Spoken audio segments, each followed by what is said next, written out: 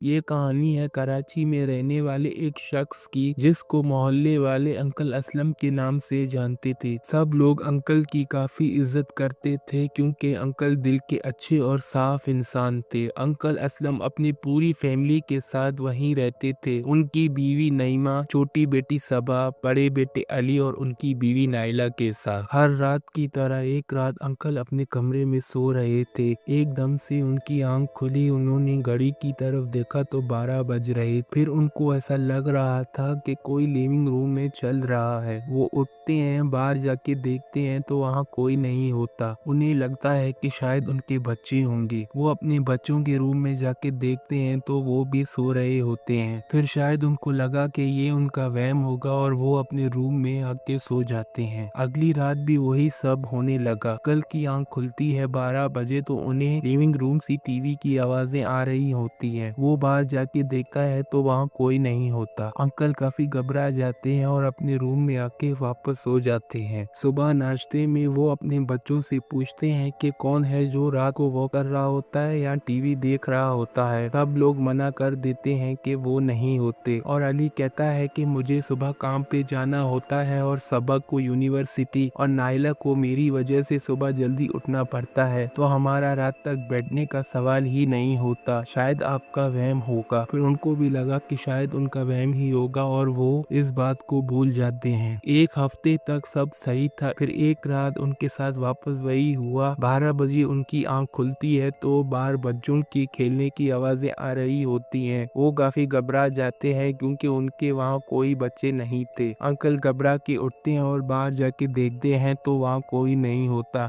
फिर अंकल को लगा शायद ये उनका कोई वहम होगा।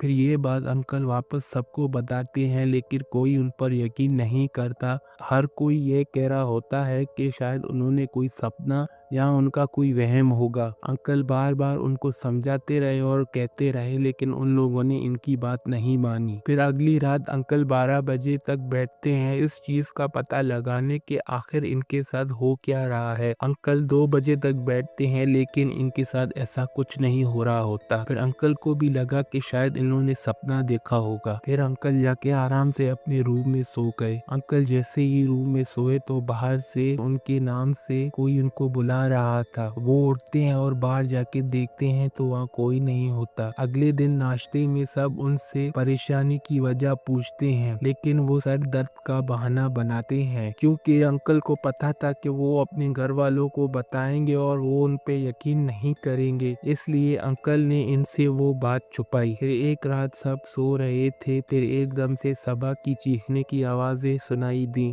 सब लोग भाग के सबा के रूम में गए तो सबा जोर जोर से रो रही थी और कहती है कि काफ़ी दिनों से मुझे कोई आवाज़ें दे के उठा रहा होता है। कभी आपकी आवाज़ में, कभी अम्मी की आवाज़ में, कभी भाई की आवाज़ में, कभी भाभी की आवाज़ में।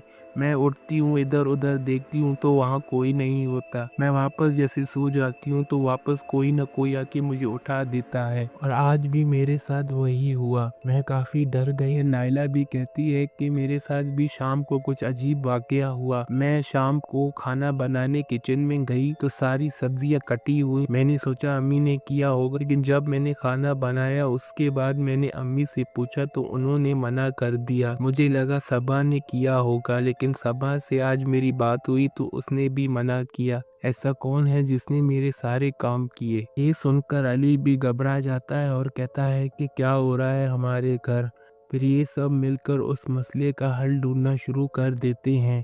फिर अली अपने दोस्त को कॉल करता है। वो किसी का नंबर उसको देता है। अली उससे बात करता है। वो अपना नाम इकबाल बताता है। अली इकबाल से मिलता है और सारी बात बता देता है। फिर इकबाल उससे कहता है ये बहुत ही खतरनाक अमल है। तुम लोगों के पीछे कोई साया, जिन या भूत वगैरह कुछ है और ये बहुत ही खतरनाक है। ये सुनकर अली काफ़ी डर जाता है और इकबाल कहता है कि आज रात में 3 बजे आऊँगा तुम्हारे घर, एक अमल करूँगा।